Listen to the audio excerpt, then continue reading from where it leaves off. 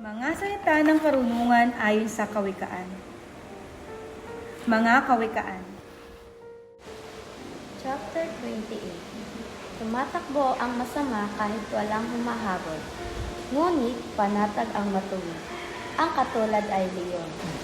Kung ang bayan ay magkasala, maraming gustong mamahala. Ngunit kung matalino ang namumuno, malakas at matatag ang bansa. Ang pinunong sa mahirap ay sumisiil ay tulad ng ulang sumisira sa pananim. Ang masama ay pinupuri ng masuwayin sa batas, ngunit kalaban nila ang mga taong sa tuntunin ay tumutukaw. Hindi alam ng masama kung ano ang katarungan, ngunit ang mga sumasamba kay Yahweh, lubos itong maiintindihan. Mabuti na ang mahirap na namumuhay sa katuwiran kaysa sa taong mayaman ngunit makasalanan. Ang anak na matalino ay sumusunod sa aral, ngunit ang nakikipagbarkada sa masasama ay kahihiyan ng magulang. Ang kayamanang natamo sa pamamagitan ng patubuan ay mauuwi sa maaawain at matulungin sa nangangailangan. Ang panalangin ng taong hindi sumusunod sa kautusan ay kasuklam-suklam. Ang tumutukso sa mabuti upang magpakasama ay mabubulig sa sariling pakana. Ngunit, ang taong may tapat na pamumuhay ay magmamana ng maraming kabutihan. Ang paglagay ng mayaman ay marunong siya. Ngunit, ang mahirap na may unawa ay mabuti pa sa kanya.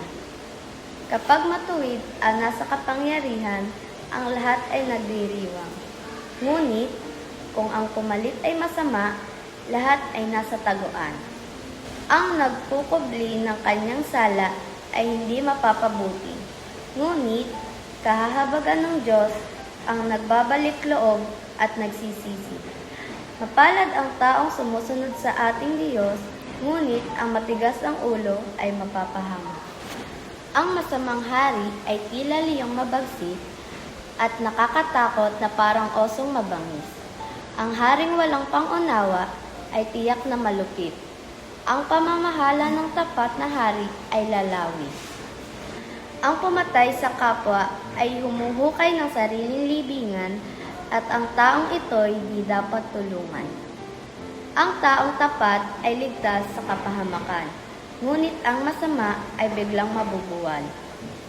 Sagana sa pagkain, ang magsasakang masipag, ngunit naghihirap ang taong tamad.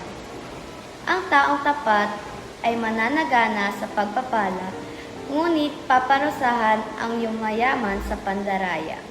Ang paghatol ng may kinikilingan ay hindi mainam. Ngunit dahil sa suhol, may hukom na gumagawa ng ganitong kasamaan. Ang kuripot ay nagmamadaling yumaman ni hindi iniisip na kahirapan ay daratal. Ang tapat sa pagsaway sa bandang huli pasasalamatan, kaysa sa taong panay ang pagpuri kahit hindi nararapat. Ang anak na ninakawan ng kanyang magulang at nagsasabing ito'y hindi kasalanan ay mas masahol pa sa karaniwang magnanakaw. Ang taong gahaman ay lumilikha ng kaguluhan, ngunit ang nagtitiwala kay Yahweh, uunlad ang kabuhayan. Ang nagtitiwala sa sariling kakayahan ay mangmang, ngunit ang sumusunod sa magandang payo ay malayo sa kapahamakan. Ang tumutulong sa mahirap ay di magkukulang, ngunit susumpain ang nagbubulag-bulagan.